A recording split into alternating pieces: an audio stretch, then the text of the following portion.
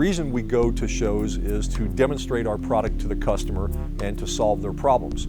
So the most efficient way to solve their problem is to get next to their car, to get under their car, to try to identify any sins that are going on. You know, as far as selling parts to the customers, obviously that's what we're after, you know, that's why we're out here.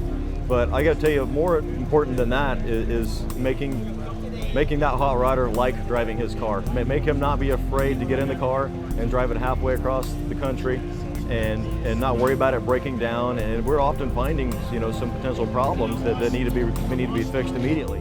Leaking shocks, broken shocks, soft spring rates, you know, clearance problems, dangerous problems. Sometimes we've identified leaking gas tanks and oil leaks and loose bolts and all kinds of stuff. One of the most common problems we see is too short of shock absorbers. There's a lot of these cars that are running around with a 2.5 or 3.5 inch stroke shock on the back of a car, and you just can't get enough wheel travel to get a good ride quality out of it. Rule of thumb, I like to see the car have 2.5 to 3 inches of compression travel to be able to absorb all the normal road irregularities in a comfortable fashion. I can't tell you how many cars I've crawled under that are running a very short 3-inch stroke shock with a very stiff spring in the rear of it. Well, with 3 inches of total stroke, you've only got about 1.5 inches to 2 inches of compression. It's just not enough.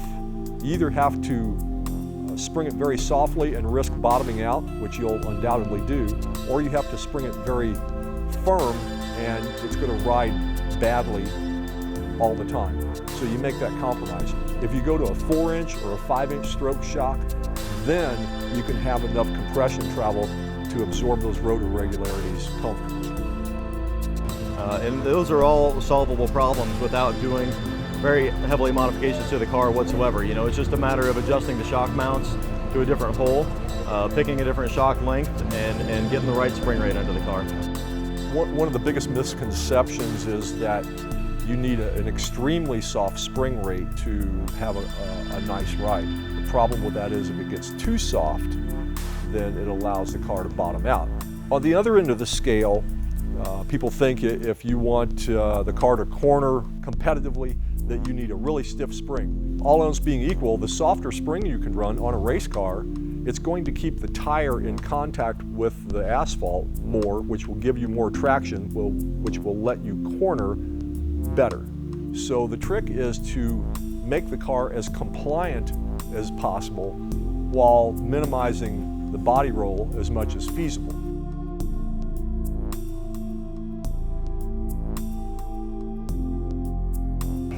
Yeah, we got each corner weight, front total, rear total, overall total. For many years we did air suspension only, and we were blessed with the luxury of being able to accommodate nearly any application with just a few different part numbers. There was no serious reason to know what the car weighed within a certain range because an air spring is somewhat universal. The more air you put into it, the more load capacity it has. When we branched out into coilovers, then all of a sudden we really do need to know what your car weighs. So the weighing program started out as an information gathering exercise to gather data on all these different cars. There's a simple sign-in process. We just have the customer fill out a few details such as their name, vehicle type, engine, transmission, front suspension, and rear suspension. We do this mostly for our database, which is available online, so people can, you know, match the kind of build they have. All the private information that we get from the show is not published anywhere online. It's kept only in-house for our records. So mostly for customers, for when they call in, you know, at a later date, asking what weight they got, or if they want to switch over to coilovers, we can, you know, tie a name to a weight. What do you got for front suspension? Camaro, like a subframe, like a first gen, second gen, first gen. So it's got the rear steer. Okay. Stock springs and everything under the front. Just like 2 inch lower. 2 inch lower springs. Okay. Is that riding pretty good, or you think? A lot of times when you start cutting those springs, the spring rate spikes a little bit, so you end up with a pretty stiff spring rate. So I can remember back when we were racing and we'd buy several sets of springs, and you're constantly underneath the vehicle with a spanner wrench. It was just a never-ending battle to try and keep ahead of the springs failing, basically. With the new springs, we don't experience any of those things. We don't experience height change or taking a set or any of those kind of things. You always hear of springs and hot rods, sagging, or you need to drive the car for a little while before it is actually at ride height.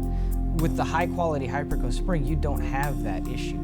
It is set where it is. It will not take a set. It will not shorten its overall length over time. Here we have 2 coil springs.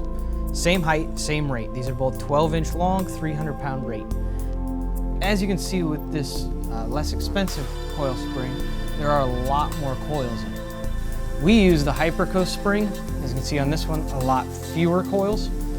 So when you compress these 2 springs, this will hit each coil sooner than this one will. That's coil bind. When you compress it all the way and the springs actually touch each other, your spring rate just goes through the roof because there's literally no spring left.